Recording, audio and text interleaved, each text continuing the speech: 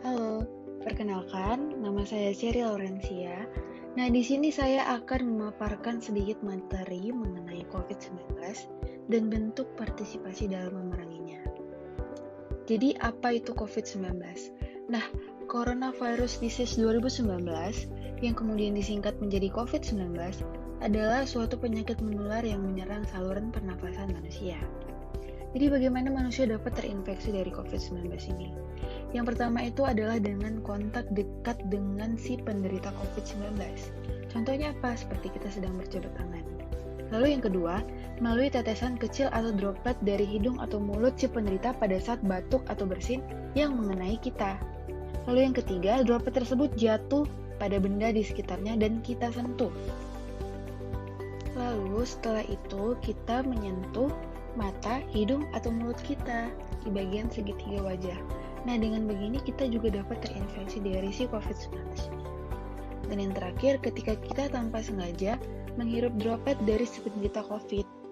Bagaimana kita bisa terhirup? Ya, dengan kita berjarak dekat dengan si penderita COVID. Lalu apa aja sih gejala dari COVID-19 ini? Yang pertama itu adalah demam. Demamnya ini biasanya melebihi dari 38 derajat Celcius. Lalu yang kedua ada batuk kering, hidung tersumbat, dan pilek. Yang ketiga ada sesak nafas. Yang keempat ada rasa nyeri dan sakit di tenggorokan. Yang kelima ada letih dan lesu. Dan yang terakhir adalah hilangnya penciuman dan pengecapan. Lalu kemudian ada komorbid. Apa itu komorbid? Komorbid adalah penyakit penyerta yang dapat memperburuk gejala si COVID-19 ini, seperti sesak nafas berat. Pada kondisi yang parah dapat terjadi kegagalan fungsi organ yang dapat menyebabkan kematian. Jadi contoh dari penyakit komorbid ini ada apa aja? Yang pertama ada diabetes, yang kedua ada tekanan darah tinggi, yang ketiga ada asma, yang keempat ada autoimun, yang kelima ada kanker dan penyakit kronis lainnya. Jadi bagaimana sih cara kita untuk mendiagnosis si COVID-19 ini?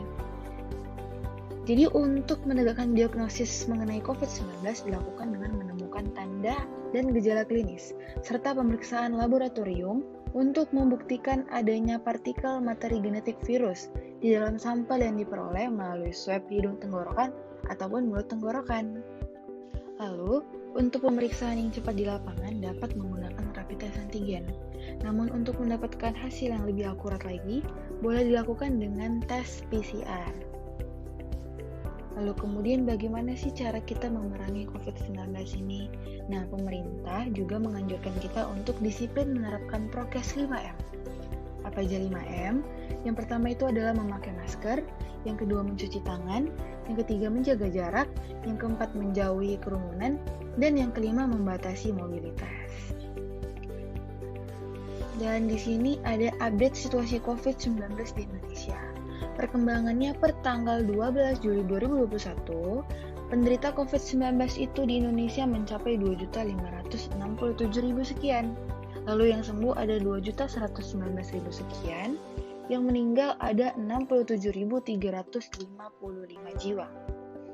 Lalu, di tabel ini dapat kita lihat bahwa Indonesia menempati peringkat pertama di dunia yang total kasus terbaru virus coronanya tertinggi dan angka kematian tertinggi di dunia. Nah, di sini juga dapat kita lihat bagaimana ramainya pemakaman jenazah COVID-19 yang mengantri dan meningkat 2 kali lipat di TPU Rorotan. Baiklah, sekian pemaparan materi mengenai COVID-19 dari kelompok R24 Serdang Berdagai.